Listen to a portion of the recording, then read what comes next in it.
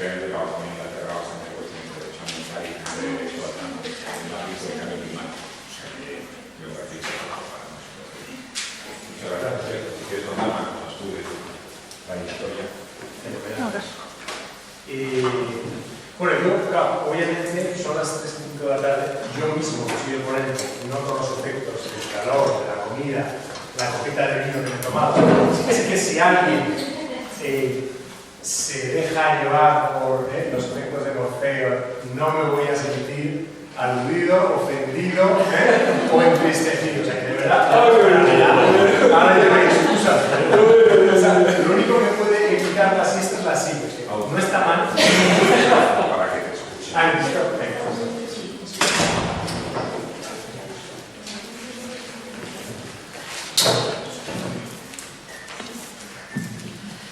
Muy bien.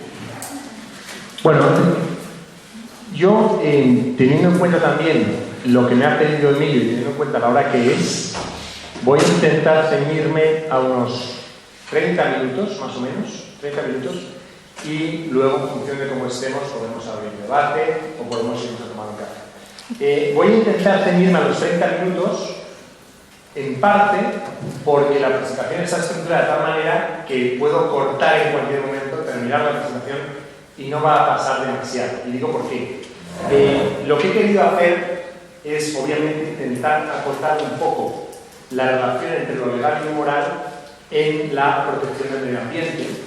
Acotarlo, y para eso necesito dedicar unos minutos a debatir un poquito, de manera muy básica, la relación entre derecho, ética y moral. Y aquí hemos tenido una presentación esta mañana que ya ha entrado bastante en eso, con lo cual no me tengo que entretener mucho, pero sí me interesa dejar algún mensaje sobre cómo entiendo yo esa relación, y eso ya nos permite entrar en una serie de ejemplos o de casos cogidos con una cierta lógica, pero también con una cierta arbitrariedad, para discutir el papel que la ética tiene en el derecho ambiental. Entonces he cogido una serie de casos en los que vamos a ver el impacto de la ética en las negociaciones entre Estados, el impacto de la ética en el diseño de las leyes, el impacto de la ética en la ejecución de las leyes. ¿Bien?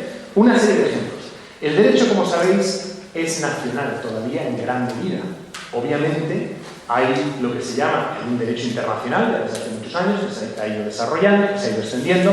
Hay un derecho global, se empieza a hablar ya de un derecho global porque ya no se adopta directamente por Estado, sino por la comunidad internacional para resolver asuntos globales, y un derecho transnacional. Y el derecho transnacional supone reconocer que incluso el derecho nacional y el derecho internacional están permeados por tradiciones jurídicas que dialogan conjuntamente y que dan lugar a soluciones nuevas que nunca hubieran podido derivarse de un sistema jurídico nacional.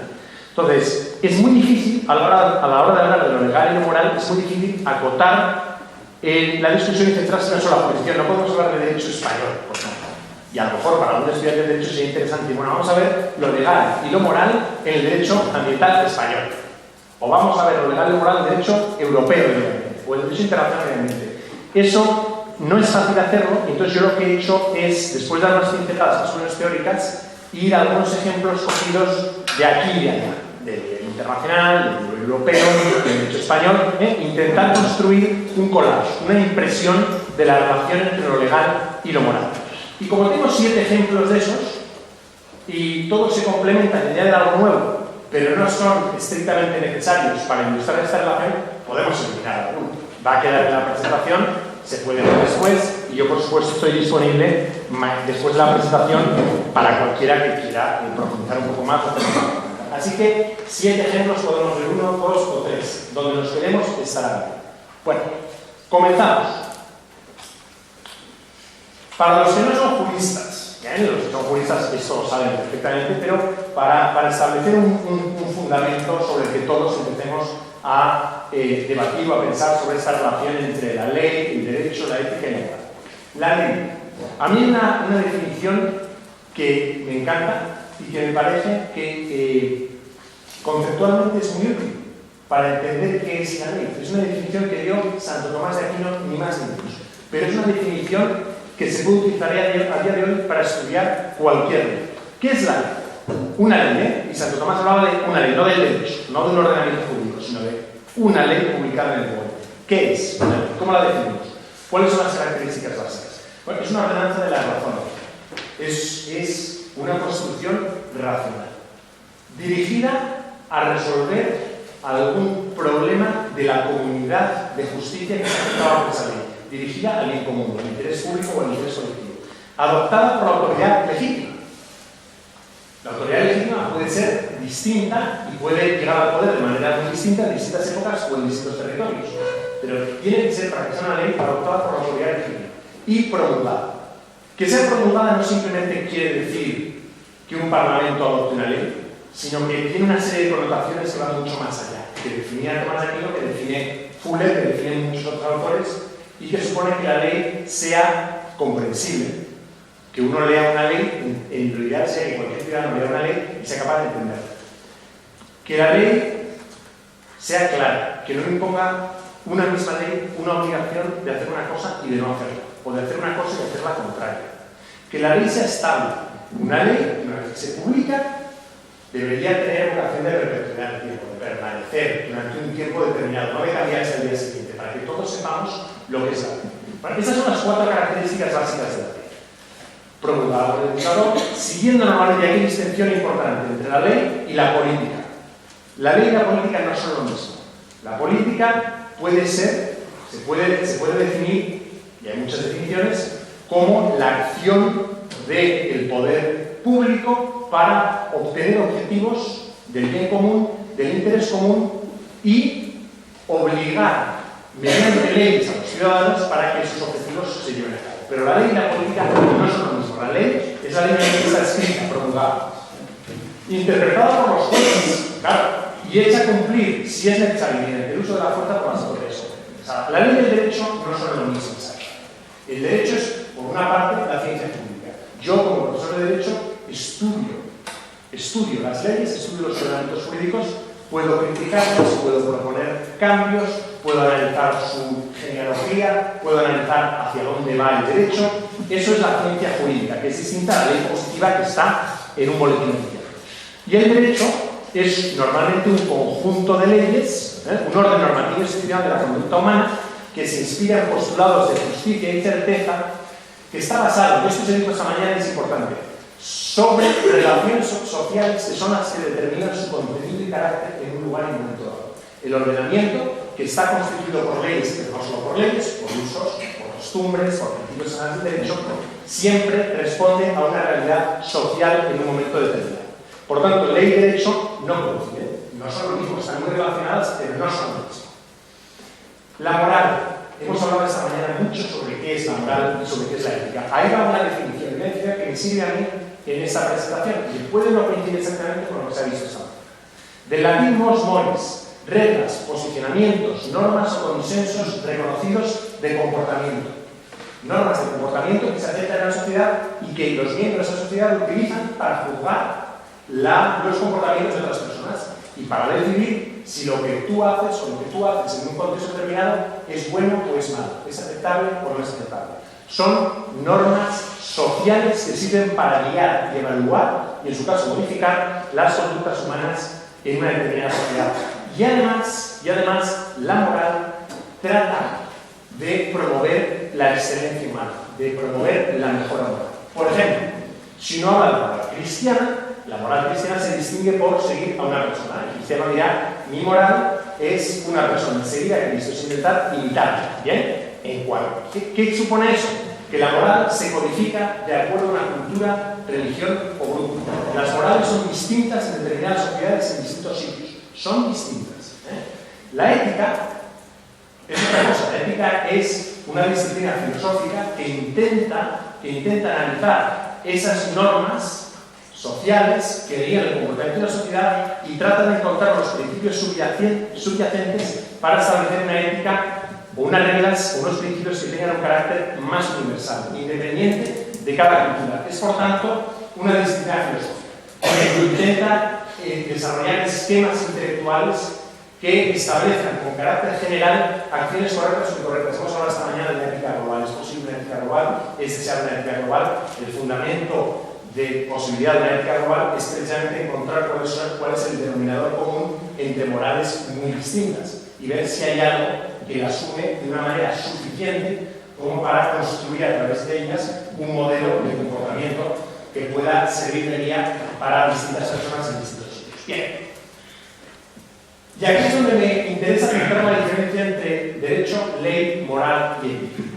Vamos a coger a Tomás de Aquino, que es muy interesante porque esto habla del derecho natural. También hemos hablado esta mañana del derecho natural. El derecho natural que fundamenta el derecho durante muchísimos siglos, realmente hasta épocas muy recientes. Y el derecho internacional público, todavía en gran medida, se funda sobre derechos fundamentales, derechos humanos fundamentales y libertades fundamentales que de alguna manera tienen un sustrato basado en la ley natural.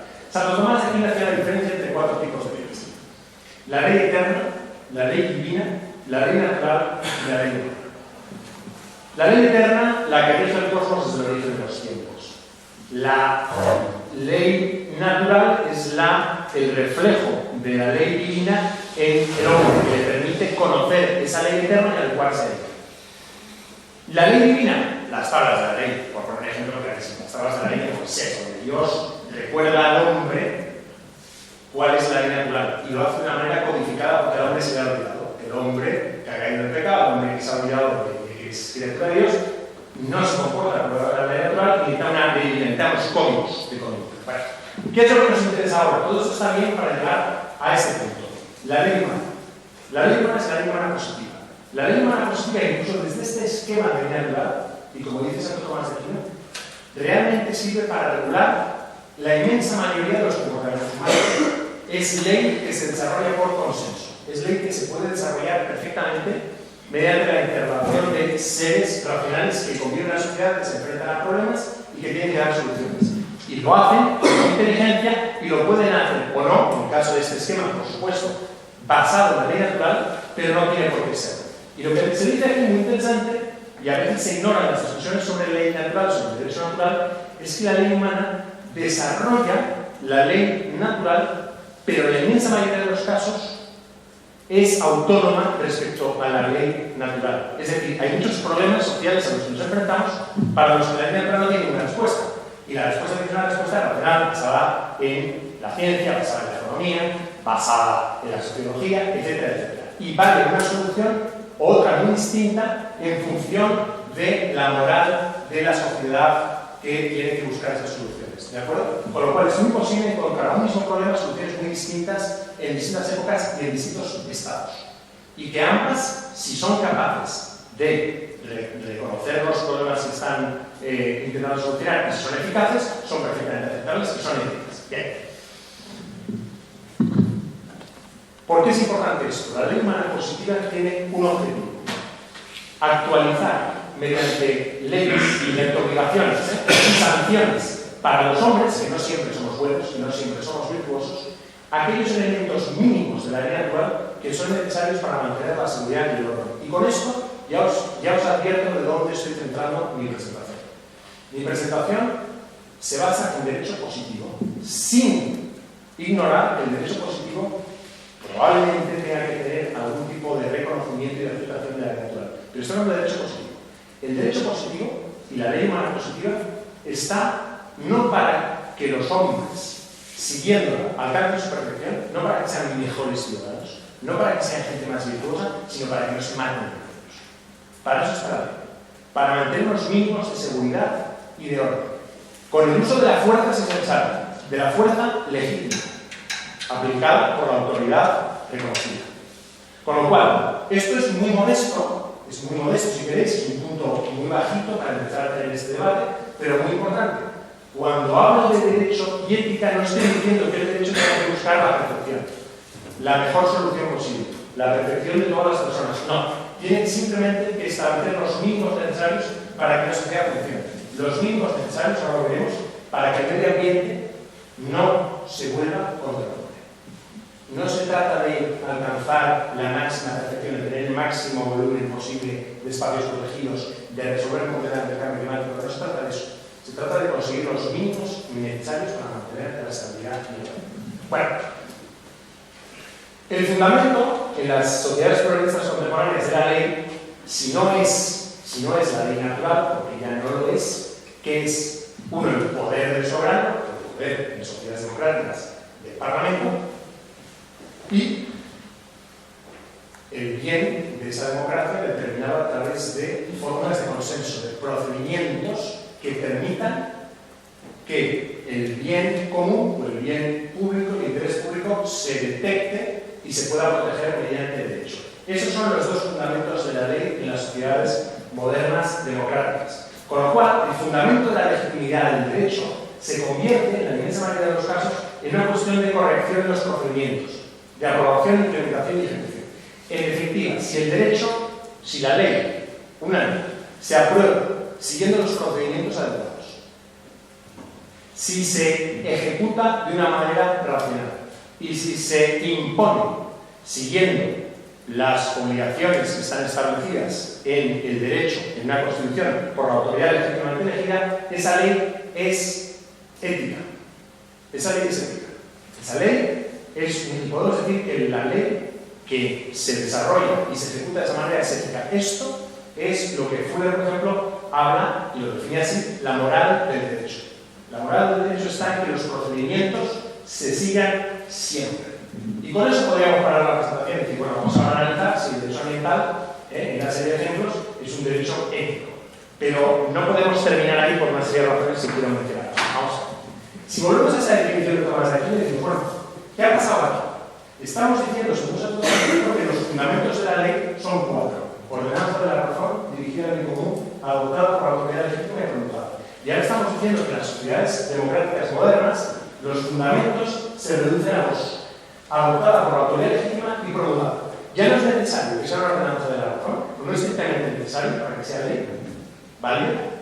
Y no es necesario que esté dirigida al bien común, para que sea ley. Esto sí es el positivismo político. Y esto sí plantea problemas graves. ¿Qué ocurre? Bueno, hay muchos autores que lo que dicen es que en los últimos años, en los últimos 50 años, en las sociedades democráticas occidentales, la ley se ha instrumentalizado. Cualquiera que sea jurista, pero también los no juristas, si echáis una mirada al BOE, por ejemplo, o si echáis una mirada al DOCE, al diario oficial de la Comunidad de la Unión Europea ahora, veréis las miles y miles de leyes que se aprueban cada año. Leyes, modificaciones de leyes, reglamentos, decisiones, etcétera, ordenanzas municipales, miles y miles. ¿Qué está ocurriendo ahí? Está ocurriendo que esto se ha perdido. Y entonces el derecho se ha convertido en un campo de batalla, en un campo de batalla de intereses. La razón se ha convertido en una razón instrumental, según Tamaja. Tamaja es un gran filósofo del derecho americano, muy influyente en el día. Se ha convertido en una razón puramente instrumental, por tanto sometida a un juego de intereses, a un juego de poder, y el bien común se ha convertido en bien inteligible. No hay acuerdo en ninguna sociedad moderna sobre cuál es el bien común. Por tanto, lo único que nos queda es que una ley absurda, una ley que no responde a criterios de razón, y una ley que defienda los intereses de un solo actor, si se ha adoptado por la autoridad legítima y se ha promulgado es ley positiva. Y además, podríamos decir, desde esta perspectiva positivista limitada, es una ley ética. Y aquí sí empezamos a entrar en algunos problemas que atañen directamente al derecho. Hemos visto, y no falta desarrollar mucho esta idea, pero ¿qué es lo que hemos visto en el siglo XX? Que esta fundamentación de la ley tan reducida no es suficiente para eliminar terribles dramas. Es decir, el ascenso del nazismo se hizo conforme a esos dos criterios que hemos visto, y sin embargo dio lugar al terror al que dio el Gulag en Rusia, por ejemplo. La segunda mitad del siglo XX ha descubierto que el sustrato de la ley, basado simplemente en corrección procedimental, procedimientos correctos, y la promulgación de las leyes no es suficiente. Es necesaria una ética civil. Una ética civil, y podría ser una ética civil global, según hemos estado discutiendo esta mañana, que sea la que fundamente la ley, la que intente recuperar ese derecho natural perdido. ¿Qué es lo que está ocurriendo? Que esa ley, ese sustrato se ha partido en dos. Tenemos por un lado una ética privada subjetiva y por otro lado una ética pública objetiva. La ética privada subjetiva es algo que queda fuera del derecho. Cada uno tiene derecho a hacer lo que quiera con su cuerpo, por ejemplo. Y el Estado, la ley, no tiene derecho a introducirse en la esfera del mundo. Desde el punto de vista de la ética privada subjetiva, nos vemos muchas veces, muchos conciudadanos nuestros se ven con el derecho de exigir al Estado protección legal para sus preferencias y para sus intereses. Desde esa ética privada subjetiva. Y la ética pública objetiva se reduce a los mínimos imprescindibles para que funcione el qué, para que funcione el paradigma dominante del que nos encontramos, que es el capitalismo. Por lo tanto, la ley pública, a día de hoy, en gran medida, y esto del análisis económico del derecho, o sea, hay muchísima literatura que lo estudia, está dirigida a garantizar las condiciones mínimas para que el mercado funcione y se desarrolle. Eso es lo que se llama la moral del mercado. La ley pública, en el fondo, lo que intenta conseguir es predictabilidad, estabilidad de la ley y transparencia. Que sean capaces los operadores en el mercado de conocer esa ley y de percibir que esa ley no va a cambiar al día siguiente para que puedan hacer sus inversiones y puedan tener garantía de retorno suficiente en sus inversiones. Bueno, este sustrato sobre la ética civil partido en dos nos lleva a una ley claramente insuficiente para regular otras cosas que no sean el mercado, por ejemplo el medio ambiente.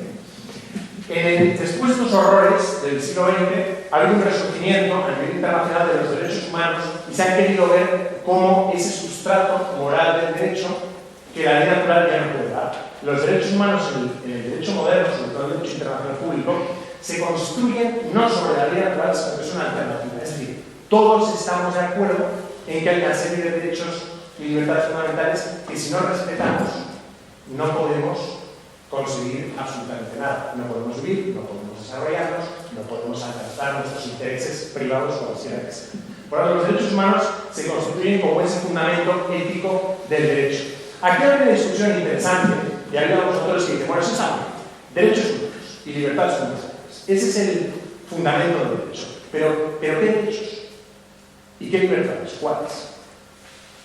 Si se construyen sin referencia a la ley natural, si se construyen sin referencia al concepto de persona, esos derechos en gran medida van a ser derechos subjetivos, van a ser derechos defendidos por determinados colectivos que con una voluntad de poder van a tratar de influir al legislador para que los reconozcan. Y reconociéndolos a ellos, los reconocen para todos. Y podemos entrar en muchos ejemplos concretos de derechos humanos que se han ido reconociendo. Derecho al aborto. Por ejemplo, derecho al aborto. Derecho al matrimonio homosexual. El Tribunal Supremo de Estados Unidos acaba de reconocer que el matrimonio incluye el matrimonio homosexual. Y eso es algo que los defensores dirán, eso solo me compete a mí, porque yo quiero casarme y soy homosexual. A los demás les da igual. Eso es un derecho subjetivo elevado a derecho fundamental e impuesto sobre todos. No digo que esté en contra o que esté a favor, porque no es decisión que podemos tener, pero es lo que está ocurriendo. Son derechos líquidos en el sentido de que dependen de la capacidad de influir de determinados colectivos en el legislador, que es un legislador que tampoco tiene, que se mantiene por una voluntad de poder, que depende su misma existencia y estabilidad de reconocer derechos a aquellos colectivos más poderosos. Bueno, entramos legal y no moral en el derecho ambiental. ¿Cuál es la diferencia entre el derecho ambiental y lo que hemos visto hasta ahora? ¿Cuál es la diferencia fundamental? Entre si el derecho ambiental quiere conseguir los elementos mínimos para mantener la paz y el orden, ¿qué es lo que tiene que conseguir? Si el derecho ambiental quiere promover el bien común, ¿qué es lo que tiene que conseguir? Una pregunta. ¿Qué tiene que conseguir? Una representatividad en grupos. Bueno, lo que tiene que conseguir es que el medio ambiente tenga unas condiciones mínimas que permitan, primero, la supervivencia de la especie humana y, segundo, un desarrollo un desarrollo sostenible, un desarrollo continuado. Y eso es lo que está buscando. El derecho ambiental es, por tanto, dinámico. El derecho ambiental está proyectado hacia el futuro teleológico. Su objetivo es, en un futuro lo más próximo posible, conseguir que la situación ambiental o la crisis ambiental se solucione. Entonces, si tiene que conseguir eso y no existe acuerdo sobre el bien común, hemos dicho que no existe acuerdo sobre el bien común, y sin embargo el derecho ambiental tiene que conseguir eso, y eso es algo que reconocemos todos. ¿Qué es lo que nos queda? Una ética civil. Es decir, la sustitución al bien común es una ética civil que se consiga según el consenso, que es lo que tú decías. El derecho ambiental tiene que fundamentarse sobre una ética civil ambiental. cuál es el consenso en la sociedad sobre la crisis ambiental y las soluciones que habría que implementar de manera jurídica para revertirlo. Que además se exprese mediante leyes procedimentalmente correctas, es decir, eso supone en el fondo que en democracias, y estoy entrando solamente en democracias, tiene que expresarse la voluntad del pueblo a través de estas leyes y que todos los intereses ordinariamente se vean representados a través de la ley. Y, importante además, que sean ejecutadas una vez que tenemos una ética civil que fundamenta una ley ambiental, esa ley tiene que ser ejecutada por la fuerza si es necesario. Por la fuerza. Y aquí entramos en lo que yo creo que es la cruz de la ética y el derecho. O la ética y el derecho ambiental. El uso de la fuerza para conseguir determinados objetivos. El uso de la fuerza ha de ser ético, pero el uso de la fuerza de por sí es ético. La ley necesita el ejercicio de la fuerza. Y si no se ejerce la fuerza, la ley no es ética. Entramos ya con estos mimbres muy básicos, entramos ya, como decía, en una serie de ejemplos y podemos dedicar 2 o 3 minutos, creo que me voy a centrar en 2 episodios y los demás no los vamos a ver según vaya posible. Estos son los 7 que quiero. Derecho ambiental internacional público, derecho internacional de cambio climático, responsabilidad del Estado y los Estados por daños ambientales, el medio ambiente y las herramientas para mejorar los problemas ambientales y dentro de los mecanismos de mercado. Otro ejemplo, que es un ejemplo más complejo porque involucra a muchos actores públicos y privados, y podríamos ver cientos, la protección del medio marino. El derecho ambiental y el papel del ciudadano, de nosotros, cómo nos interpela a día de hoy el derecho ambiental, nos obliga a cambiar nuestras conductas o no, y debería hacerlo, y terminamos con el papel de los jueces. Vale. Si tuviera que resumir este caso en una sola idea, es la siguiente. Para analizar la ética del derecho ambiental internacional hay que ver 3 cosas. 1. ¿Qué concepto de ética civil subyace a los convenios internacionales de protección del ambiente? ¿Cuáles son los procedimientos utilizados? ¿Y cuál es el uso de la fuerza para efectivamente hacer respetar ese derecho si es necesario? Bueno, desde el punto de vista de la ética civil, lo que quiere el derecho ambiental y lo que ha conseguido hacer en los últimos años cada vez más es dejarse interpelar por los avances científicos sobre la naturaleza y la extensión de la crisis ambiental. Sin embargo, el derecho a día de hoy no garantiza, y si uno hiciera un análisis de los principales convenios de derecho internacional del ambiente, la Convención sobre la Biodiversidad, la Convención sobre la Desertificación, la Convención sobre el Cambio Climático, uno vería que la ciencia todavía no ha permeado lo suficiente. El problema ambiental que los científicos han sido capaces de definir muchas veces con bastante precisión todavía no guía la acción del legislador, ni en los convenios, ni en la ley o en las decisiones, en las conferencias de las partes miembros de los convenios. La ciencia todavía no tiene suficiente influencia en el desarrollo de esos convenios internacionales. Una gran pregunta que surge, uno de los grandes desafíos del derecho internacional público del medio ambiente es: ¿realmente puede el derecho internacional del medio ambiente resolver los problemas ambientales a los que nos enfrentamos? ¿Hay un equilibrio entre el derecho internacional del medio ambiente, ese derecho global, si queréis, y la realidad y la urgencia de los problemas? Tened en cuenta que en Naciones Unidas hay alrededor de 200 estados y la regla principal para adoptar el derecho ambiental es el consenso. Necesitamos que todos los estados lleguen a un consenso sobre el contenido de ese derecho, basado sobre una ética civil. Ese consenso suele ser, como es lógico, muy pobre. Ese es el gran problema del derecho ambiental. Ese consenso es tan limitado que muchas veces los convenios internacionales no tienen suficiente fuerza para suficiente contenido y suficiente ambición para resolver los problemas. Y el tercer gran desafío es que si uno hace una lectura de la jurisprudencia de los grandes tribunales internacionales, de la Corte Internacional de Justicia, del Tribunal Internacional de Justicia, del Tribunal Internacional del Derecho del Mar, uno ve que los tribunales nunca entran a juzgar en el fondo del asunto cuando tienen que analizar un conflicto entre 2 estados y ver cuál de ellos tiene razón. Normalmente se para en un estadio posterior, que es el de la recomendación a los estados de que sigan negociando. Hay un principio de responsabilidad estatal por daños en derecho internacional público. En el caso del medio ambiente no se ejecuta, no fuerza un tribunal al Estado a cambiar sus prácticas para cumplir. ¿Por qué? Obviamente por el gran límite del derecho internacional público no se pueden ejecutar los convenios internacionales. Si un Estado no quiere cumplir con aquello a lo que se ha comprometido en un convenio internacional, no hay manera de hacerle cumplir No hay manera de corregir esa violación salvo presiones, salvo más negociaciones o presiones políticas o económicas, pero no hay un sistema judicial suficientemente desarrollado como para conseguir la eficacia del derecho. Vamos a entrar en otro tema, no sé hasta qué punto seguís el derecho internacional de cambio climático, no podríamos estar ahora sobre esto, obviamente no quiero desarrollar ninguna profundidad, pero sí me interesa decir dos cosas. Una, sabéis que el panel intergubernamental de cambio climático ha incluido ya 5 informes, en los que ha ido progresivamente avanzando en la determinación de la naturaleza del problema, en la extensión del problema, en los impactos del problema y en las necesidades de reducción de emisiones para conseguir resolver el problema.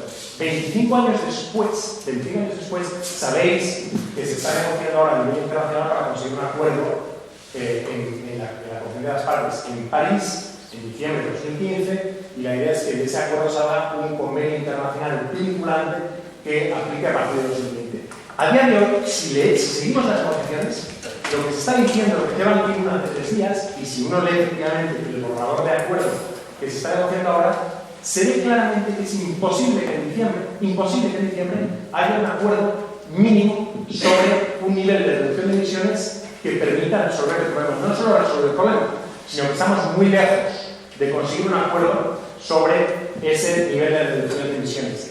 Y algo más, que tiene que ver con esto. Ese acuerdo, después de 25 años, va a ser un acuerdo no vinculante. Va a ser un acuerdo donde, resumiendo mucho, los estados van a decir, cada estado va a decir cuánto quiere reducir sus emisiones, cuándo quiere conseguir ese objetivo y si va a permitir, hasta qué punto va a permitir a otros estados que entren en su territorio para medir el grado de cumplimiento.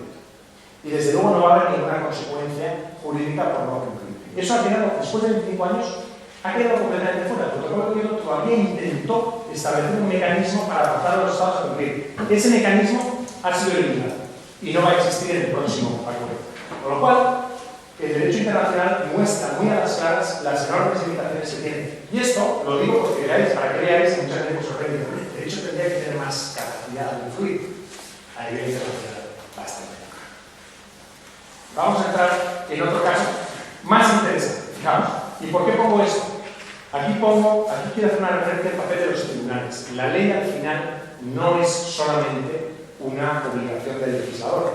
La ley tiene que ser hecha cumplir, tiene que ser garantizada por los tribunales de Estados Unidos. A la izquierda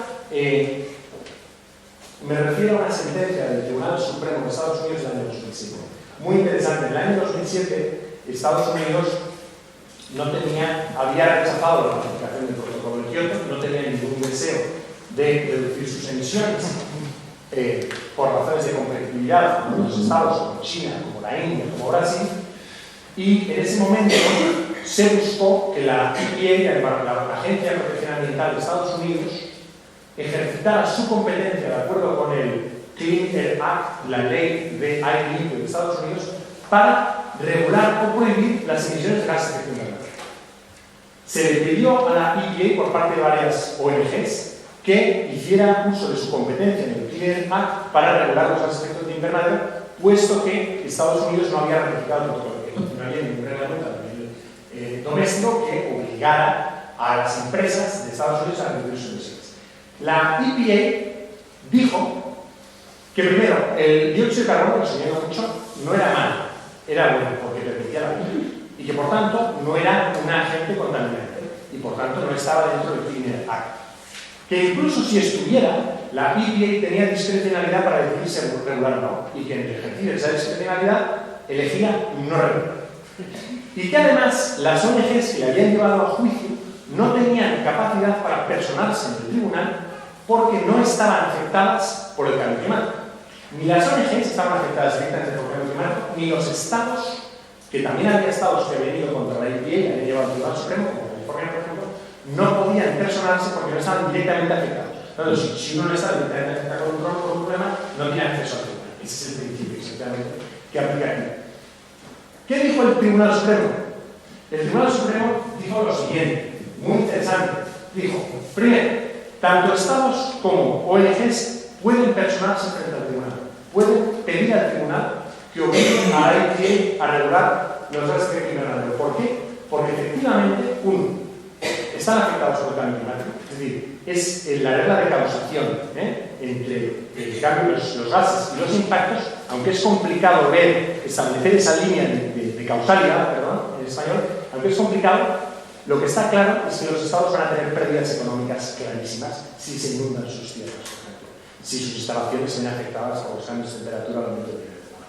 Y que ocurra en un futuro más o menos lejano, o que puedan atribuirse a las emisiones de Exxon o de otra empresa, no tiene tanta importancia. Uno. Segundo, los estados tienen capacidad, tienen competencia para llevar a la EPA al Tribunal Supremo porque tienen una obligación de proteger a sus ciudadanos. Duty of care. Y esa obligación de proteger a los ciudadanos les faculta para exigir a la EPA que se regule. Y, por otra parte, los gases invernaderos en el Tribunal Supremo son contaminantes, porque ya lo ha dicho el panel intergubernamental de cambio climático en 4 informes. 2007 fue el año que se adoptó el cuarto informe. Por tanto, el Tribunal Supremo dijo que la EPA, la Agencia de Protección Ambiental, estaba obligada a regular. Esto es muy interesante, porque aquí vemos cómo el Tribunal Supremo, como otros tribunales, pueden ejercer decisiones éticas y forzar a los estados que han realizado decisiones poco éticas. Segundo ejemplo, mucho más reciente y para mí realmente interesante. Otra tribunal, en este caso en los Países Bajos, recibe la solicitud por parte de una ONG, Urgenda, que representa a 860 ciudadanos de Holanda y representa al medio ambiente, decide aceptar que Urgenda inicie una acción contra el gobierno de Holanda por negligencia en la lucha contra el cambio climático. Urgenda lo que dice es: Holanda cumple con la ley, con el derecho internacional del cambio climático. Holanda cumple con el derecho del cambio climático. Sin duda alguna, las leyes internas están de acuerdo con el derecho internacional, pero no son suficientes para resolver el problema. No van a resolver el cambio climático porque no son suficientemente ambiciosas. Y por tanto, Urgenda lo que dice es que el gobierno holandés tendría que reducir las emisiones mucho más. ¿Por qué? Estamos fuera de la ley. El derecho internacional no dice eso. El derecho europeo tampoco dice eso. Y el Tribunal de Derecho lo reconoce. ¿Pero qué es lo que dice el Tribunal? El Tribunal dice: vamos a ver, eso es cierto, pero Holanda, adoptando compromisos de reducción de emisiones a nivel nacional que no son suficientemente ambiciosos, viola su obligación de proteger a sus ciudadanos, para empezar. Porque el cambio climático es real, de acuerdo con la ciencia, y va a tener impactos negativos sobre los holandeses y sobre otros ciudadanos del mundo. Viola además el principio de precaución, porque el principio de precaución nos dice que en ausencia de evidencia suficiente sobre los daños futuros es necesario tomar acciones que no sean excesivamente costosas para evitar esos daños, salvo que se demuestre que esos daños no van a tener lugar. ¿Bien? Viola el principio de precaución y además viola el principio de responsabilidad común, pero diferenciado para resolver el problema del cambio climático, que es el principal principio del Convenio Internacional del Cambio Climático de Naciones Unidas. Y además dice el tribunal: a los que acusen al tribunal de estar usurpando la competencia legislativa, de estar haciendo política, porque hubo muchas críticas diciendo: vamos a ver, si el tribunal le dice al gobierno que reducir un 25% sus emisiones no es suficiente, que debería reducirlas un 50%, porque la ciencia lo dice, porque el principio de precaución lo sugiere, lo que se hace es política. Y eso un tribunal no lo puede hacer, eso lo hace el legislador elegido democráticamente. ¿Y qué dice el tribunal en la sentencia? Dice: para los que digan eso, la respuesta es muy sencilla. El tribunal lo único que dice es que, de acuerdo con esos principios y con la ciencia, Holanda tiene que reducir sus emisiones al menos un 25% de 2005 gramos de 1990. No dice el tribunal cómo hay que hacerlo, solamente dice que hay que hacerlo. Y que los principios generales del derecho, que no el derecho positivo, obligan a Holanda a hacerlo. Esto ahora mismo no se ha apelado todavía por parte del gobierno holandés, es probable que el gobierno holandés lo apele, probable, o posible, pero no probable, ahora sí me puedo decir. Y tenemos que ver qué hace el Hooggerechtshof del Tribunal Supremo holandés en relación con esta decisión. Pero aquí es el poder de los tribunales a más alto nivel para ligar la ética y el derecho cuando los gobiernos o los legisladores no lo consiguen. Vamos a entrar en otro ejemplo que es interesante por lo siguiente. Todos habéis oído hablar de los mercados de comercio de emisiones. ¿Bien? Como una de las soluciones que se proponen como mejores, como ideales para reducir las emisiones de gases de efecto invernadero. ¿Por qué se propugna como una solución ideal? En Europa, por ejemplo, es la solución central, es el mecanismo central central en toda la política de cambio climático de la Unión Europea para resolver el problema. ¿Por qué se preocupa tanto? Porque es el sistema que, en teoría, armoniza de la mejor manera posible el mercado, una economía capitalista, un sistema de mercado, con la necesidad de resolver el cambio climático. Lo que está haciendo es crear un mercado donde se internalizan las externalidades que vienen dadas por las emisiones de cambio climático y se da la oportunidad a las empresas más innovadoras de generar beneficios económicos mientras reducen las emisiones. Esa es la solución perfecta. O sea, si conseguimos es polémico, puede ser controvertido, pero no creo que lo sea. Si con el sistema actual de economía de mercado uno consigue resolver el problema ambiental, ¿para qué embarcarse en un gran cambio cultural, cambio económico, entrar en otro paradigma, si se puede resolver así? ¿Bien? Esta es la gran apuesta de los mercados de comercio de emisiones. La realidad de su diseño e implementación es un poco menos, si queréis, limpia, un poco menos pura. Aunque es un poco controvertido decirlo, pero creo que ya no es tan controvertido como cuando empezaron a desarrollarse hace unos 10 años, que realmente la regulación ha sucumbido a los lobbies industriales. Y los beneficios ambientales son dudosos y limitados. ¿Por qué digo esto? A día de hoy, la Unión Europea, que tiene un sistema de comercio de emisiones que cubre todos los estados de la Unión, que cubre un 40% de todas las emisiones de la Unión Europea, ha generado ese mercado, ha generado un precio, el crédito que representa una tonelada de carbono, es lo que está de alguna manera reflejando la escasez de esas unidades en el mercado. Cuanto más alto el precio, más escaso es, quiere decir que más ambiciosos son los objetivos de reducción y más difícil es conseguir reducirlos. Eso es bueno desde el punto de vista ambiental, porque supone que los objetivos son realmente ambiciosos y obligan a las empresas a hacer algo distinto para conseguir reducir sus emisiones. Ese precio lleva ya unos cuantos años entre 0 y 5 euros por tonelada, que es como decir, pero además si veis aquí, no sé si se ve bien, ese gráfico enseña, lo que dice ese gráfico de fondo es que los derechos que tienen las empresas en Europa son mucho mayores que sus emisiones reales. Tienen derechos para emitir que están muy por encima de lo que emiten. Si eso es así, ¿qué sentido tiene el sistema? ¿No? Y podemos entrar en muchos más problemas de ese sistema. Lógicamente, un mercado tan complicado no puede dejarse el cumplimiento de todas las obligaciones jurídicas que se imponen sobre los actores que son industrias para la operación del mercado, no deberían dejarse al albur de las propias empresas. Es decir, uno no puede ser juez y parte en su propio caso. Si yo os digo a uno de vosotros, tenéis que atender todas las sesiones de este curso, tenéis que llegar a la hora, tenéis que iros a la cama a tiempo para estar mañana a las 9:15 aquí, y nadie se preocupa de ver si lo hacéis o no lo hacéis, yo me apuesto que la mitad de vosotros no lo hacéis. Y no es que seáis malos, pero es que hay muchas tentaciones para no seguir las reglas que aún han dado desde fuera. La realidad es que en Europa se dejó todo el sistema de implementación y monitorización y cumplimiento a las propias empresas. Y el nivel de fraude fue extraordinario. Ahora ya se han detectado y se han mejorado.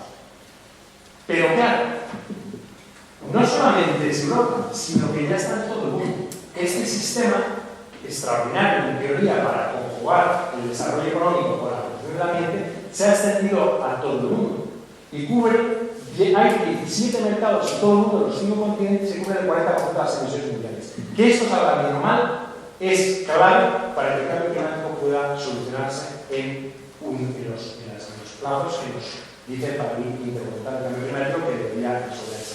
Este experimento es realmente clave y no hay demasiadas razones para el optimismo.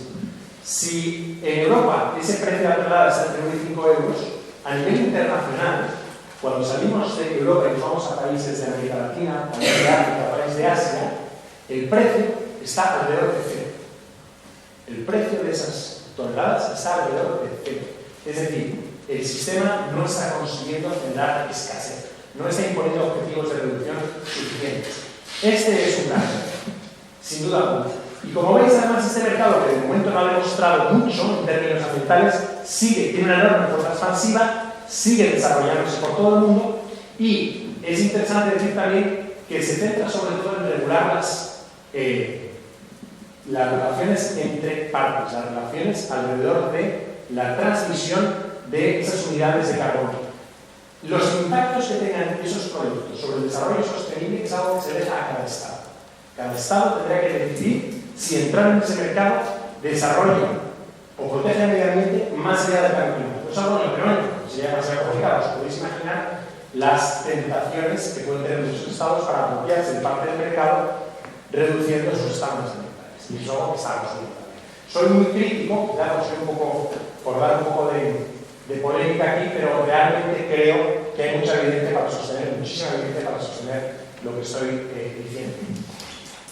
Vamos a poner que todo esto es verdad, ¿bien? Y que ese gran mercado no es la solución, que en París en el año 2015, en diciembre de este año, no se llegó a un acuerdo suficientemente ambicioso. Bueno, una hipótesis bastante realista es que debido a ese cambio climático que no se ha podido resolver, 100 millones de personas tengan que emigrar, que salir de sus países en el final de este siglo. 100 millones de personas. Debido al cambio climático, no debido a la guerra, sino debido a la inestabilidad política. Estos 100 millones no tienen estatus de refugiados en derecho internacional. Por lo tanto, no tienen un derecho a ser acogidos, no tienen derecho de asilo, a ser acogidos por otros estados. ¿Dónde van a ir? Porque aquí estamos hablando de millones de personas en Bangladesh que tendrán que abandonar el país porque se va a inundar en gran parte de él. Estamos hablando de personas que viven en islas del Pacífico que van a desaparecer. Tendrán que ir a algún sitio. 100 millones de personas, ¿cómo vamos a gestionar esta? Porque esas personas no van a llamar a la puerta y preguntarse dónde entrar. Van a entrar. Aquí hay un mapa que intenta establecer de alguna manera cuáles van a ser los flujos migratorios. Y si lo veis, ¿dónde acaban todos? En Estados Unidos y Europa. ¿Y de dónde van a venir? Sobre todo del Pacífico, sobre todo de Asia, sobre África también. Bueno, ¿cómo solucionamos esto? Y uno podría decir, con el derecho internacional público en la mano, hay un principio que es el principio de responsabilidad de los Estados por daños ocasionados fuera de sus fronteras. Ese es un principio que ya desde primeros del siglo XX, sobre todo en el caso del Trade Smelter Arbitration, desde los años 30, se ha establecido clarísimo, es el principio fundamental del derecho internacional público. Bueno, pues si lo tomamos en serio, una propuesta es decir, cada Estado se obligará a recibir inmigrantes por causa del cambio climático en proporción a su contribución al PIB. Y si hacemos ese ejercicio sencillo, esas matemáticas básicas, que vemos que Estados Unidos tendría que recibir 27 millones de inmigrantes. Solo por cambio climático. La Unión Europea 25 millones. China 11. Rusia 8. Japón 4. Pero es que Estados Unidos a día de hoy recibe 1 millón de inmigrantes al año. La Unión Europea, que recibió 3,4 millones en 2013, esto son estadísticas del Eurostat, 1,4 millones, solamente 1,4 millones son no europeos. Tendría que estar recibiendo 25. Estamos viendo las dificultades en Europa para ponerse de acuerdo sobre la distribución de los inmigrantes que están viniendo, entrando en Europa por causa de las guerras en Siria, de la extrema de Irak. Estamos hablando de cómo repartirse 25.000 frente a 25 millones. Y esto es la consecuencia directa o una de las consecuencias de fracasar en las acciones de cambio climático. Por lo cual, si ahora no se resuelve el problema, si ahora la solución no es ética, de acuerdo con los principios del derecho, el siguiente problema que habrá que solucionar es este. Este quizás lo voy a pasar ahora, voy a seguir al siguiente y luego ya lo veremos. Vamos a ir al papel de los jueces. Antes hemos hablado del Tribunal Supremo de Estados Unidos y de un tribunal en Holanda, que no es el Tribunal Supremo, todavía se puede apelar, el gobierno holandés puede apelar en el Tribunal Supremo y veremos qué es lo que dicta el Tribunal Supremo. Esto es un estudio que se realizó en Canadá, donde se analizaron varias decenas de casos relacionados con el derecho ambiental. Se estudió la relación entre derecho y ética en sentencias emitidas por jueces canadienses en problemas ambientales. De toda esa parrafada que está en inglés, el original, solamente me interesa la última parte. Después de decir que los casos ambientales ponen a los tribunales en una situación muy difícil, porque tiene que dictar una sentencia en un contexto de gran incertidumbre sobre cuáles son los daños que se han generado, sobre quién se han generado esos daños, cuál es la relación económica de esos daños, si es que puede darse, etcétera, etcétera. Y dice, resulta que algunos tribunales no tienen miedo de imponer sentencias muy fuertes, de imponer sentencias de prisión, de imponer multas económicas muy fuertes, de privar a los responsables del permiso de actividad, en el caso de prisión industria. Mientras que hay otros que son mucho más prudentes, que hacen un ejercicio de balancear distintos intereses y que intentan mantener el status quo. Eso en el mismo sistema jurídico, en Canadá, y con el mismo derecho. Y es lo que concluye. Dice, los jueces algunos jueces tienen conciencia ambiental, otros no la tienen. Depende de los jueces las decisiones que se tomen en estos casos ambientales y los impactos que tengan en el futuro de la propia comunidad. Depende de los jueces. Aquí veis que obviamente nos vamos mucho más allá de esa visión que teníamos romántica de que el juez era la boca muda de la ley, de la boca muda que pronunciaba las palabras del derecho, que no podía modificarlas. El juez, y esto no solamente es un país de common law, esto se puede trasladar perfectamente a otros países, incluso a nuestro país. La labor del juez y el grado de conciencia ética que tenga el juez es determinante para que con el mismo derecho positivo pueda imponer una sanción o pueda imponer otra sanción completamente distinta. Esto, por supuesto, aplica también al legislador. Y con esto voy a entrar en este caso y terminamos.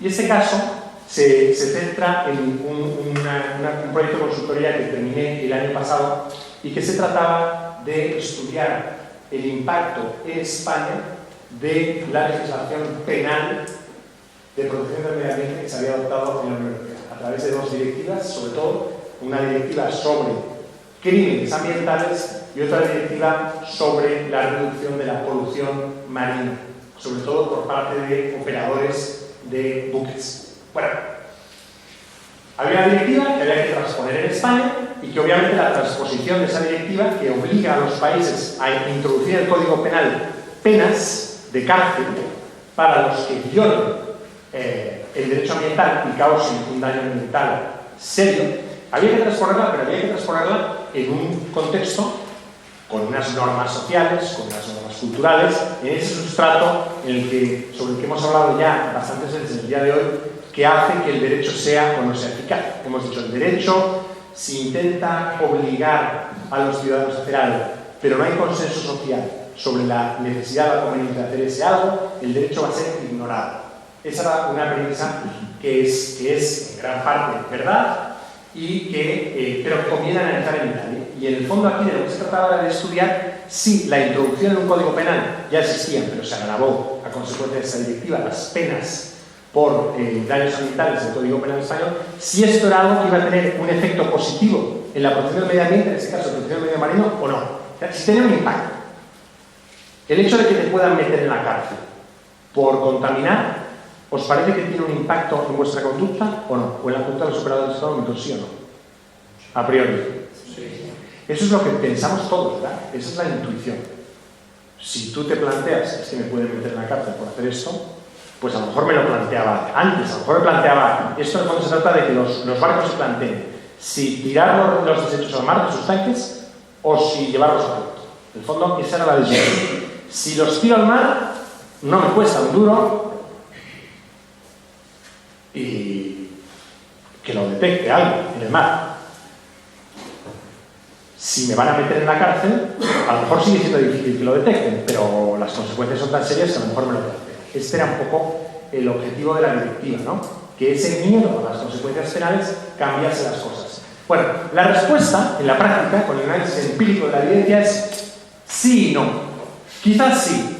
De momento parece que no. ¿Por qué? Por lo siguiente.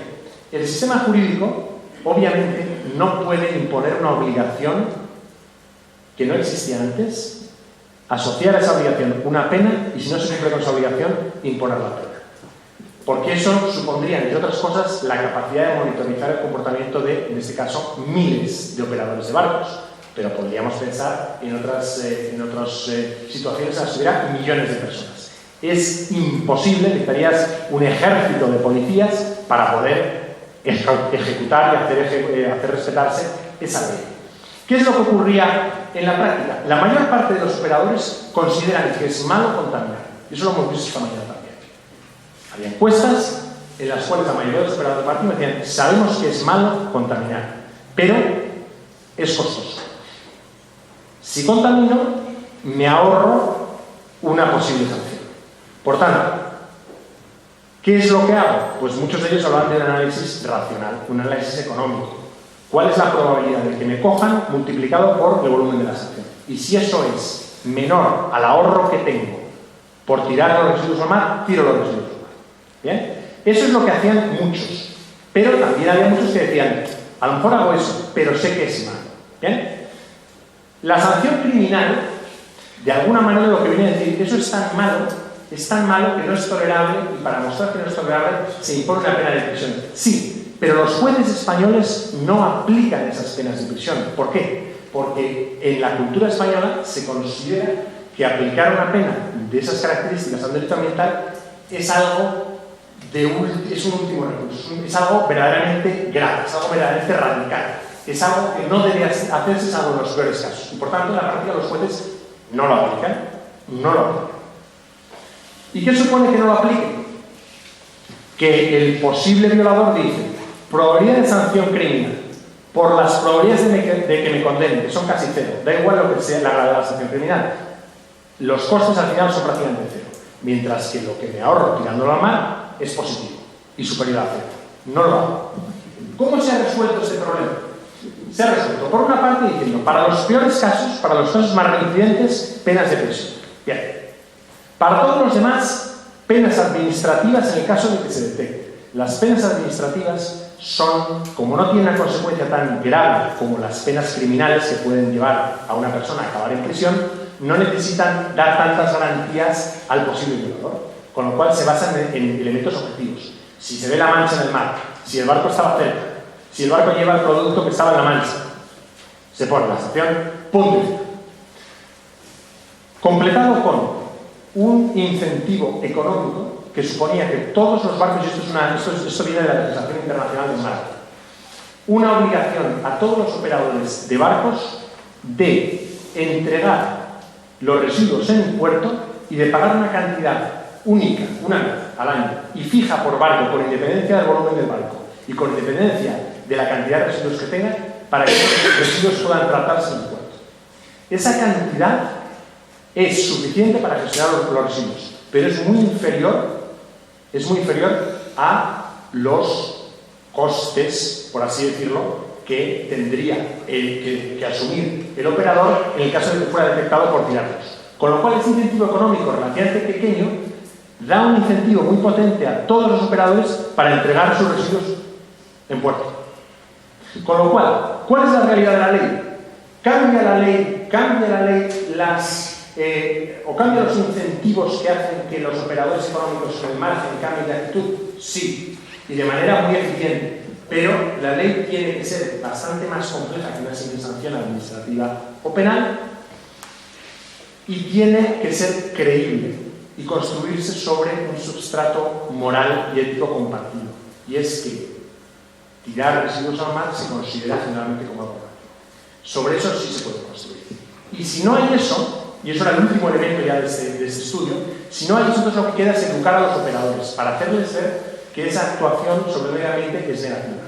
Y, sobre todo, las autoridades administrativas, SACEMAR, el Ministerio de Medio Ambiente, las capitanías marítimas, veían como su objetivo primordial el educar a los operadores de los buques para que no contaminen, para que entiendan que lo que están haciendo es malo y tiene unas consecuencias sobre el medio ambiente malas. Y por tanto, en la mayoría de los casos, si no imponían la sanción en la primera infracción, lo que hacía era avisar de que en la siguiente infracción había.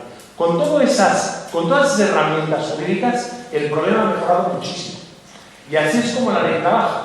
Así es como la ley trabaja, y así es como es muy posible ir poco a poco cambiando, por una parte, por la presión de los jueces, por otra parte, por sistemas jurídicos complejos que realmente atacan el problema desde muchas perspectivas, teniendo en cuenta los incentivos y los intereses de todos los operadores y al final buscando de alguna manera el bien común. Esto que se hace a nivel nacional, sin embargo, se cumple en el derecho europeo y en el derecho internacional las convenciones marco. Con lo cual, con esto concluyo diciendo que estamos en un momento en el cual, ya con esto sí que concluyo, en el cual nosotros podemos entender que el derecho, y lo he dicho ahora, el derecho se funda en establecer unos límites mínimos de protección del ambiente y ejecutarlos. El derecho realmente no es indiferente, en la gran mayoría de los casos, a la persona virtuosa. A nosotros, que estamos convencidos de que el medio ambiente hay que protegerlo, probablemente la legislación ambiental nunca nos va a tocar. ¿Bien? Por lo directamente. Va contra los peores, contra los que realmente no son capaces de cumplir ni con ese límite. Y no tiene mucho que ver el derecho con la virtud. Ahora bien, como hemos visto, el derecho se puede ejecutar en la práctica de manera que va generando conductas virtuosas en los operadores.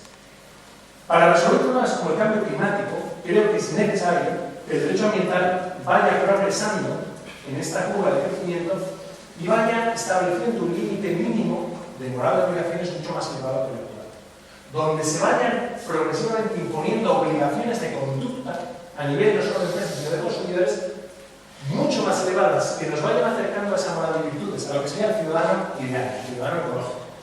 Si el derecho nos va llevando de esa manera inteligente que he mencionado, en ese caso de la contaminación marítima, a que todos nos vayamos acercando a ese ciudadano virtuoso, el ciudadano ecológico, entonces hay alguna esperanza de que consiga contribuir a la resolución del problema. Por tanto, observaciones sobre el comunidad. Yo creo que la gravedad, escala y urgencia de la crisis ambiental presenta desafíos muy serios al derecho ambiental actual, sobre todo en cuanto a la ética civil de mínimos. ¿Cuál es esa ética civil de mínimos? ¿Qué es lo que obliga a hacer? ¿Qué es lo que no obliga a hacer? ¿Y sobre qué se fundamenta? Y realmente está desafiando el énfasis que se da a los procedimientos. No es suficiente con que la ley se apruebe siguiendo los procedimientos establecidos. Es necesario que haya personas, como ese juez, esos jueces de los que mencionaba antes, que también hay legisladores, que estén dispuestos a ir más allá, que estén dispuestos realmente a influir en la ley para que sea mucho más ambiciosa. Y al final, como veis, se basa en personas concretas que son capaces de impulsar el derecho ambiental y llevarlo a un nivel conocido. Luego, es necesario, y esto es importante, que la ejecución del derecho ambiental mejore muchísimo. El ambiente no puede, el medio ambiente no se protege a sí mismo. No puede proteger a sí mismo, eso es imposible. Con lo cual, necesita operadores que sean capaces de ejercitar acciones muy inteligentes y muy sistemáticas para ir forzando, a través sobre todo de tribunales, la protección de ese medio. Y que sean capaces de ir ganando batallas. Entonces, por eso me he centrado tanto en los casos de EPA de Massachusetts contra EPA o del caso de Holanda. Y casos como esos, en la medida en que vayan dictando esas sentencias de ese estilo, tendrán bastante influencia sobre la ambición del derecho ambiental y sobre su ejecución. Y con eso termino, y si hay comentarios o preguntas, estaré encantado de responder.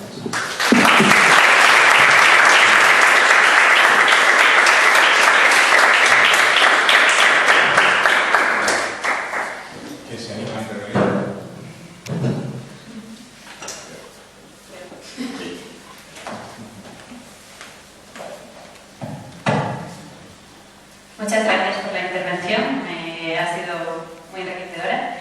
De hecho, lo que te quiero preguntar es si nos puedes explicar un poco más respecto a la responsabilidad estatal del daño en delitos medioambientales.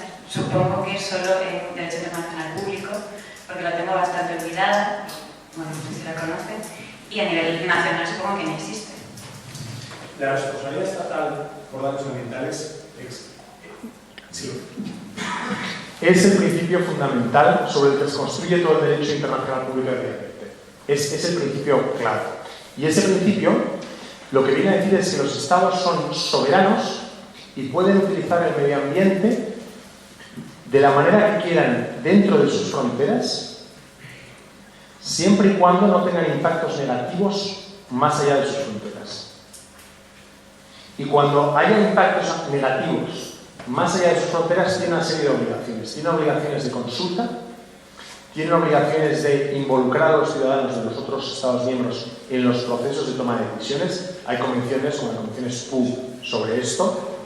Hay convenciones como la Convención de Aarhus sobre esto, tienen que estar firmadas. El principio fundamental es ese, pero se va desarrollando a través de convenciones que vinculan a los Estados que las firman y las ratifican. El principio por sí mismo tiene sentido, pero no tiene demasiado alcance. Es necesario regularlo en el detalle. Este principio viene a resolver el principio o a mitigar el principio de soberanía absoluta que existe en el derecho internacional público desde el Tratado de Westfalia. Los Estados son todos iguales y soberanos. Y no tienen límite, no pueden ser sometidos a límites en lo que hacen en sus fronteras por parte de otros Estados. De alguna manera matiza eso. Ese principio de responsabilidad estatal por daños ambientales tiene un correlato a nivel nacional. Es decir, en muchas jurisdicciones, en España, pero también en la Unión, a nivel de la Unión Europea, hay un principio de responsabilidad por daños, responsabilidad extracontractual, por las que el Estado tiene que responder de los daños derivados de su acción, tanto si es una acción de violación del derecho objetivo, como si no es. Un daño objetivo, aunque no se derive de una violación del derecho. Si hay un daño, la responsabilidad patrimonial del Estado por esos daños puede ser ejercitada. ¿Bien? Entonces, esa responsabilidad por daños ambientales también existe en según qué jurisdicciones. Cuando un Estado, a través de su actividad, genera un daño ambiental que normalmente tiene un impacto patrimonial sobre la persona, se ve obligado a responder por esos daños siempre y cuando se cumplan una serie de condiciones. Pero sí es un principio que existe a nivel nacional, a nivel regional dentro de la Unión Europea y a nivel internacional. En la Unión Europea tenemos una directiva sobre responsabilidad ambiental por daños del año 2004 que de alguna manera regula la responsabilidad de la administración del Estado por daños que hagan. Normalmente esa responsabilidad es una responsabilidad de tipo patrimonial. Claro, el siguiente paso realmente es que fuera una responsabilidad extrapatrimonial también, por los daños puramente ecológicos que puedan derivarse de esa acción, aunque no tengan un impacto económico sobre algún actor. ¿Existe en sí el concepto que acabas de citar de daño ecológico a nivel internacional? Legalmente hablando.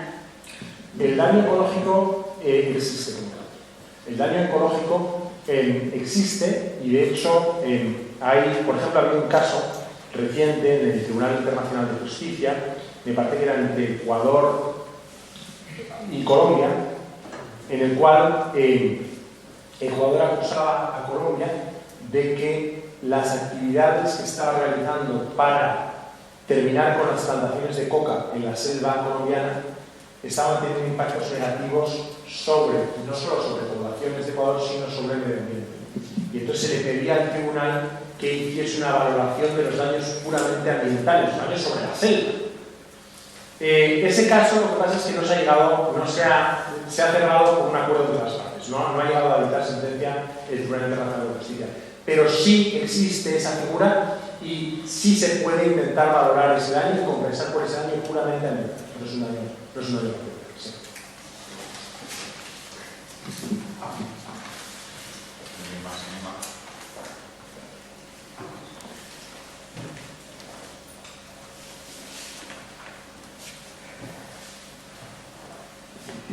Me parece muy interesante la estructura que has hecho, los criterios de contraste para tener una orientación, un cierto orden de ideas a la hora de analizar algunos aspectos relacionados con la ética laboral. Quería conocer tu reflexión relacionada con estos criterios. Reflexión si conoces los casos. En una cosa que se llaman los bancos de conservación, un poco aplicando el instrumento de mercado de comercio de emisiones de carbono, aplicado a la generación de créditos centrado en la restauración de hábitat o construcción de nuevos hábitats. Ese sería un supuesto, y el segundo está más centrado en las leyes de caso único, que desde el 2012 se aprobaron en España en diferentes comunidades autónomas, como por ejemplo la ampliación de la estación de esquí de Fuentes Carrionas en Palencia, que una sentencia del Tribunal Superior de Justicia, después del Tribunal Supremo, hubo una aprobación de una ley por parte de la Asamblea de Castilla y León para ir en contra de esta sentencia, y después la posterior del Tribunal Supremo anulando. Quería saber un poco cómo aplicabas esta estructura a esos dos supuestos. El segundo supuesto me temo que no lo conozco en detalle. Entonces, como veo que tú sí lo conoces en el detalle, me parece un poco aventurado el aplicar este esquema a ese caso en concreto. No estoy seguro exactamente cuál sería, o sea, si puedes elaborar un pelín más, quizás en condiciones de... Me imagino un poco cómo era la situación, pero ¿cuál fue la razón por la cual se inició ese procedimiento judicial? ¿Fue una razón de violación de la ley de impacto ambiental? ¿O fue un tema de distribución de competencias?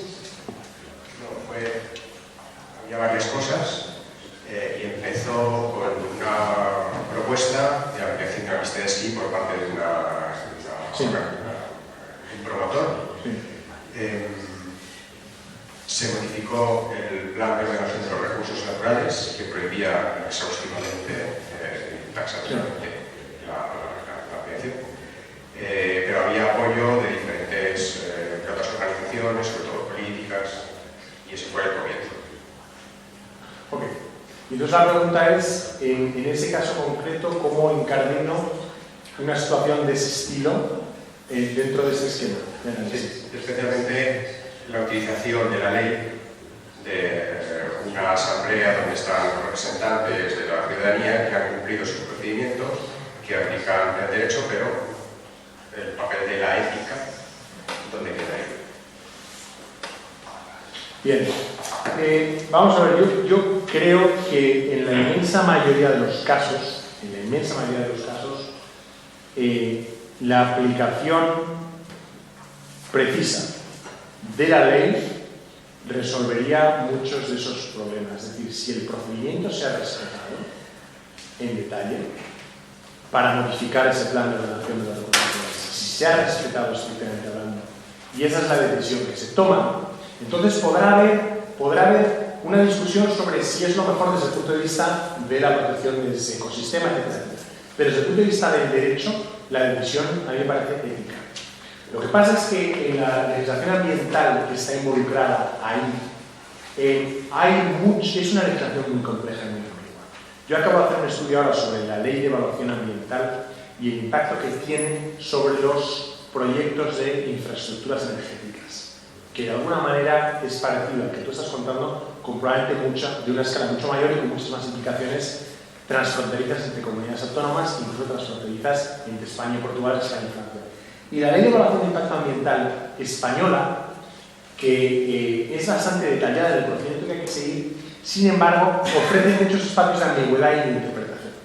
Y por lo tanto ofrece muchos espacios para el ejercicio de toma de decisiones éticas. Por tanto, por ejemplo, el procedimiento que tiene que adoptar el Ministerio de Medio Ambiente, de acuerdo con la ley de 2013 de evaluación de impacto ambiental, para decidir si dar una declaración de impacto positiva o negativa, es tan prolijo y está tan abierto a la participación de tantos actores y a la manipulación de los plazos y a la petición de requisitos adicionales a los operadores económicos para decidir si concede o no, que según cómo se utilice esa ley, se pueden acelerar se pueden bloquear los desarrollos energéticos, se pueden facilitar, se pueden acelerar o se pueden atrasar. Y eso depende de decisiones de la autoridad administrativa competente.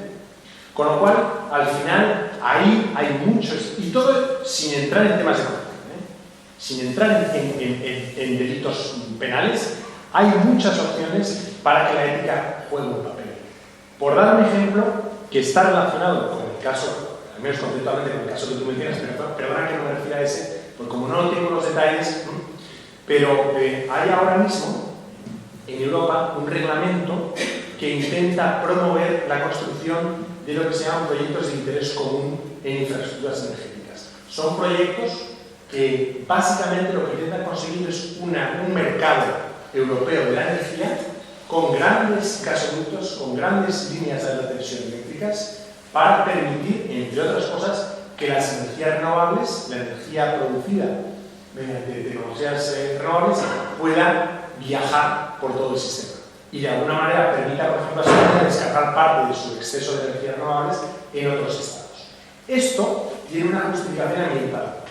Claro, al menos no puede decir, hace falta un mercado de la energía para poder evacuar el exceso de energías renovables de España, pero de la misma manera facilitar que en momentos de falta de energía la energía nuclear francesa pueda entrar por las interconexiones con Francia. Esto ayudaría a desarrollar más las energías renovables. Por lo tanto, desde el punto de vista ambiental, al menos tiene una ventaja. Tiene una desventaja. ¿Y cuáles son los impactos ambientales de esas infraestructuras? Una infraestructura, una red eléctrica de alta tensión que tenga que conectar España con Francia a través del Pirineo, obviamente va a tener un impacto paisajístico, un impacto sobre el ecosistema.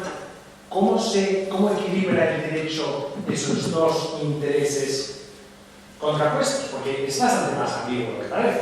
Si se hace A, se protege el medio, se mitiga cambio climático, seguridad energética. Si se hace B, se protege el ecosistema de ese lugar, pero se impide la lucha eficiente y eficaz contra el cambio climático. La ley intenta conseguir un equilibrio. El reglamento sobre proyectos de interés común de la Unión Europea dice cómo intentar resolverlo.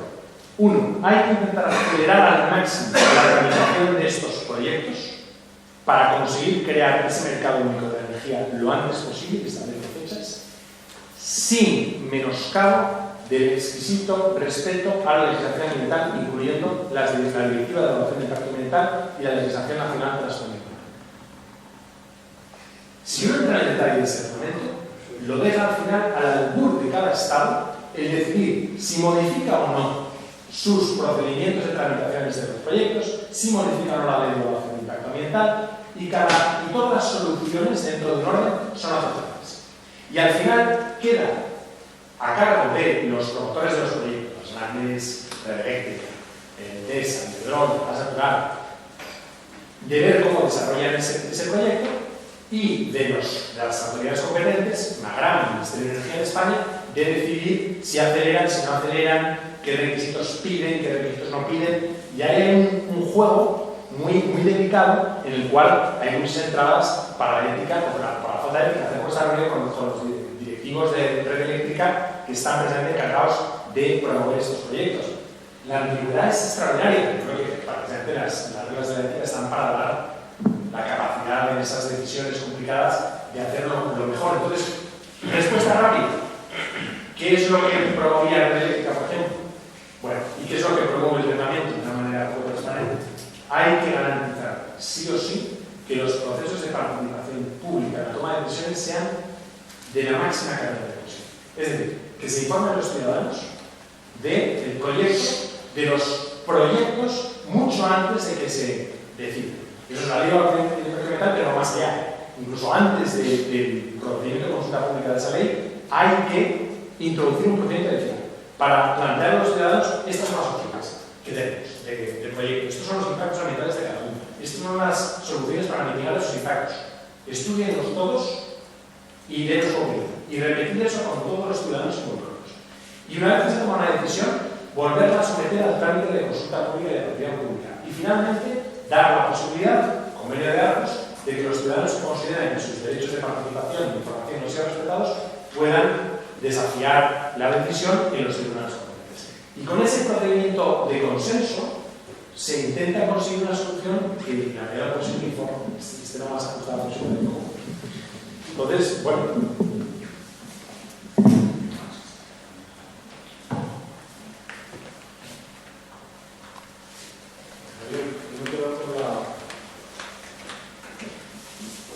Me queda un poco con la sensación de que entonces todo lo que va a ser la cumbre de París no nos sirve, pero sin embargo podemos confiar en nuestras propias legislaciones para solucionar el problema. ¿Es correcto? No. Yo creo que, es decir, si fuera posible confiar en nuestras legislaciones, si fuera posible confiar en nuestra legislación, en nuestro ordenamiento, entonces el corolario sería que es posible confiar en las negociaciones internacionales. Porque si todos los estados que importan en la solución del problema son capaces de ir con propuestas suficientemente ambiciosas y con mecanismos, si no para vincularse con esas obligaciones, de manera que incurren en responsabilidad internacional por falta de cumplimiento, al menos de permitir a la comunidad internacional que monitorice periódicamente si están cumpliendo con sus objetivos o no, si eso fuera posible, entonces sí estaríamos en la condición de decir que esas negociaciones son útiles porque los estados relevantes han sido capaces de adoptar legislación nacional, porque el derecho internacional de medio ambiente funciona así. Cuando los estados han sido capaces a nivel interno de establecer legislación ambiental ambiciosa, entonces va en su interés de conseguir que el derecho internacional de medio ambiente refleje esa visión ambiciosa, por razones, entre otras cosas, de competitividad económica. Como eso no es así, porque incluso la Unión Europea está siendo bastante moderada a la hora de establecer objetivos ambiciosos, lo que yo creo es que la esperanza viene de, uno, tribunales nacionales, jueces progresistas que sean capaces, haciendo un uso no torticero del derecho, pero hacer una interpretación valiente de la legislación nacional y de los principios nacionales, obligar a sus estados a cumplir con lo que la ciencia nos dice que hay que hacer para resolver el cambio climático, no con lo que nos dicen los tratados internacionales. Yo creo que ejemplos como ese de EPA Massachusetts y el ejemplo de Urgenda del País Bajo son claves. Ese tipo de sentencias son claves, sobre todo cuando crean jurisprudencia. Creo que eso es fundamental. Y luego creo que es fundamental también las acciones públicas. Las acciones por las cuales ONGs como Urgenda son capaces, representando a colectivos muy amplios de personas y personándose en defensa del interés público de personas y del medio ambiente, conseguir forzar a jueces a que dicten sentencias que vayan en la dirección de proteger más el medio ambiente. Esa acción popular, acción populares, que existe en varias jurisdicciones, todavía no muchas, en Holanda existe, en España existe, en la Unión Europea se ha incluido de una manera en los tratados de una manera muy utilidad, si se utilizan bien, son fundamentales. Entonces yo creo que a día de hoy el papel principal del derecho es, uno, acciones populares en tribunales que tengan capacidad de forzar a los estados a adoptar ese tipo de obligaciones, y por otra parte la iniciativa de ciudadanos que sean capaces de asumir su responsabilidad, porque no hemos implementado especialmente, que sean capaces de asumir su responsabilidad y empezar a crear, a establecer, a inventar, a desarrollar modos de vida que, siendo concretos, puedan reducir las emisiones un 50 o 60%. Y replicando eso y demostrar que es posible escalar esas soluciones sin perjuicio de la economía. Yo creo que por ahí van las cosas. A mí, yo no es que quiera ser pesimista, pero es que leyendo en detalle cómo progresa ese borrador de acuerdo que le dieron otras emisiones en París, veo que a día de hoy, en cada reunión intersesional va escabeando esto. O sea, ahora ya está en 90 páginas. Debería ser un tratado de 5, 6, 10 como mucho. Ya va por 90. La Convención Marco tenía 16 o 17 páginas, después un poco más. Ya va por 90 y va aumentando. Y si uno entra en el detalle, va viendo que cada párrafo está entre paréntesis y se dan 2 o 3 alternativas distintas a cada párrafo. Con lo cual, al final, lo que vemos es va a haber obligación, va a haber compromisos determinados unilateralmente, poco ambiciosos y sin posibilidad de ejecutarse. Ahí es donde vamos a llegar en 2015. O mucho más de las cosas. Y que mucho presidente de Copenhague.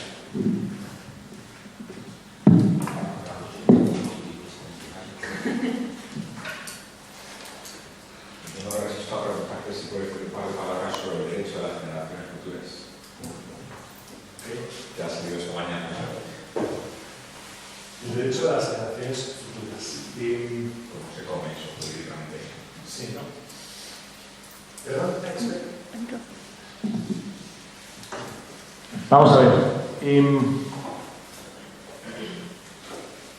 Parece obvio que hay que empezar por reconocer que las generaciones futuras, en la medida en que no son seres humanos que no han nacido no son sujetos de derechos y obligaciones que puedan ejercer directamente. Ahora bien, también es verdad que es perfectamente posible, y de hecho ya hay ejemplos en los que se acepta la legitimidad de actores jurídicos para defender a esas generaciones futuras frente a tribunales. Esa es una solución. Tenemos un caso muy famoso en Filipinas, en el cual el Tribunal Supremo de Filipinas concede el derecho a una ONG, el derecho a representar los intereses de las generaciones futuras en la preservación de los bosques, que estaban amenazados por determinadas actividades económicas y estaban desapareciendo, etc. Y reconoce un derecho a representar a las generaciones futuras. Por lo tanto, eso parece una extensión lógica de la acción popular, de la capacidad de actores determinados, como ONGs, de representar a una larga serie de ciudadanos que por sí solos jamás tendrían la capacidad de ejercer sus derechos en los tribunales, pero que de alguna manera son representados por otra organización que recibe por ley el reconocimiento para ello, porque esto necesita un reconocimiento legal.